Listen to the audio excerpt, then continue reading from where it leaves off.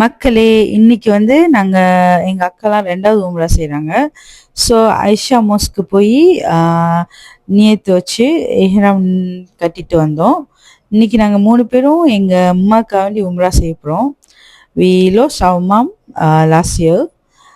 So எனக்கு எப்பவுமே ரொம்ப ஆசையா இருந்துச்சு. நான் இங்க வந்ததுலேருந்து அம்மாவை எப்படியாவது உம்ராக்கு எடுத்துறணும்னு.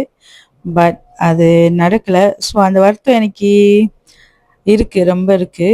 Because she already passed away last year suddenly kan. So இப்போ வந்து நாங்கள் 3 பேரும் ஒன்றா சேர்ந்து எங்கள் அம்மாக்காண்டி உம்ரா செஞ்சது எனக்கு ஒரு சந்தோஷம். இந்த பாக்கியத்தை அல்லாஹ் எங்களுக்கு தந்ததுக்கு உண்மையிலே ரொம்ப ரொம்ப ஷுக்ர் செய்கிறேன். அண்ட் நாங்கள் செஞ்ச உம்ராவை அல்லாஹ் ஏற்றுக்கிட்டு அந்த நன்மையை ஃபுல்லாக எங்கள் அம்மாவுக்கு கொடுக்கணும்னு துவா செய்கிறோம். இன்ஷா அல்லாஹ் நீங்களும் துவா செய்யுங்க. Just know that if you still have your mom with you, you are really blessed, and please appreciate her, respect her, and love her. And if your mom is not with you anymore, like me,